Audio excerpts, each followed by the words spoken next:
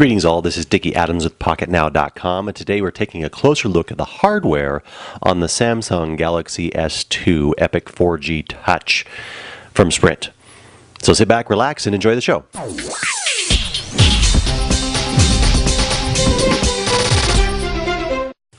So on the front of the device we have the 4 capacitive touch buttons that we saw in the unboxing. We have a notification LED, the speaker grill, a couple of sensors and light sensors and the like, and then the front-facing video camera, the 4.52 inch screen, Super AMOLED Plus, and we'll get to a comparison in just a minute for that. On the back we've got kind of a plastic finish that's a little hexed, and it's kind of brushed across the whole back of the device. And this is the only place where you see the Sprint logo and the Galaxy S2 displayed as well. We have the 8 megapixel camera with flash, and then it's got a little bump down here, and the speaker grill for the speakerphone is back here as well. Moving to the side, we have the volume rocker on this side.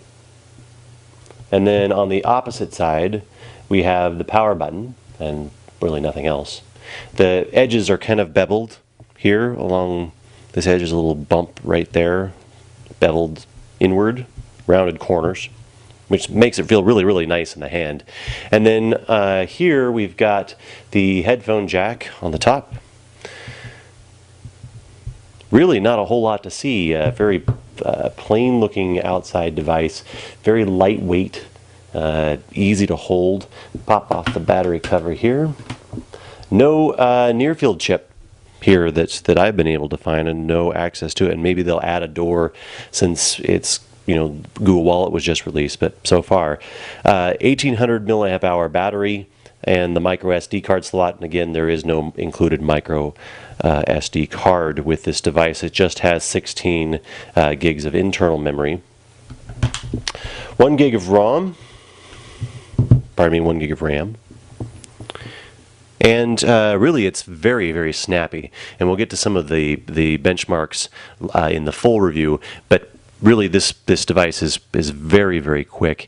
The notification LED is really nice to have. The cameras so far have been outstanding. We'll see some more of those samples in the final review. If we take a look here in comparison with the original Epic, you can see it's just a little bit longer. Obviously a little bit wider due to the screen size here. And it's as thin as the keyboard was on the Epic 4G, the original Epic. The screen colors on the Samsung Galaxy S2 are the contrast is a little stronger on the Super AMOLED Plus, which means that the colors are a little more rich and deep compared to the screen on the original Epic. But otherwise, it's not really that much of a difference even at full bright. This one's a little bit brighter, but not by very much. Compared to another device such as the Photon. So here's the Photon, power button there. Of course I have the screen brightness set to auto right now. It's just a little bit thinner, a little bit longer. Screen is different technology. We're looking at a Pentile screen here on the Motorola. Let's go ahead and take this up to full bright.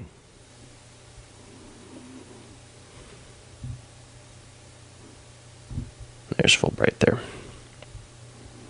And in comparison here, the colors look really kind of washed out. It's probably not in the video so much, but the color difference between what black is here and what black is on the Samsung device, night and day difference. The blacks on this are so much more incredible. And this is almost kind of a hazy gray look here in comparison, which is very, very noticeable. And there's no pixelation like the Pentile screen has.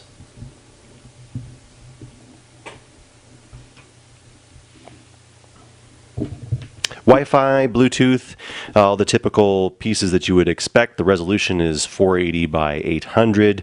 It can do 1080p out. It can also record at 1080p video.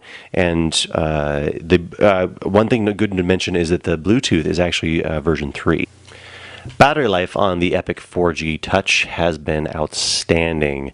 I got about 16 hours of battery life before the meter actually popped up the first day of use. That was with 3 hours of solid phone calls, in addition to surfing the web and setting up the device and so on and so forth. And that's been pretty consistent. Today I'm down to about 30% right now, and it's been on for about 12 hours or so, give or take, once I took it off the charger. And frankly, that's fantastic for this sort of device. You can see here battery usage, so 12 hours and 12 minutes.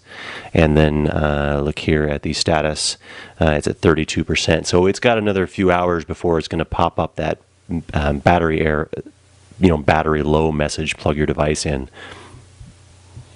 So data speeds on the Epic 4G Touch have been outstanding. In 4G mode, getting 12 down and 1.4 up. And here is the 8 and then 10, or rather not 8, but this was 0.8 down, switching into 3G mode and then back into 4G. The 3G service has been what I expected. Now, the Samsung 1.2 gigahertz Exynos processor is really, really fast on this device. Everything is just butter smooth transitions. Even with all the widgets on the screen, the swapping back and forth between the screens is extremely fast. Very little lag, I mean, other than what you might see in the animations. And if we scroll down here to this functionality, which we'll demo more in the software view, but you can see how fast I'm able to scroll back and forth between these zones, which is just simply outstanding as far as performance on the device. So far, my only complaint here is the lack of a near-field chip and the possibility that it might, have been better as a world phone as well, but that could have also increased the size with the CDMA and the GSM built in to the same device. That wraps up our closer look at the hardware on the Samsung Galaxy S2 Epic 4G Touch from Sprint. If you have any comments or questions, leave them below. Thanks for watching.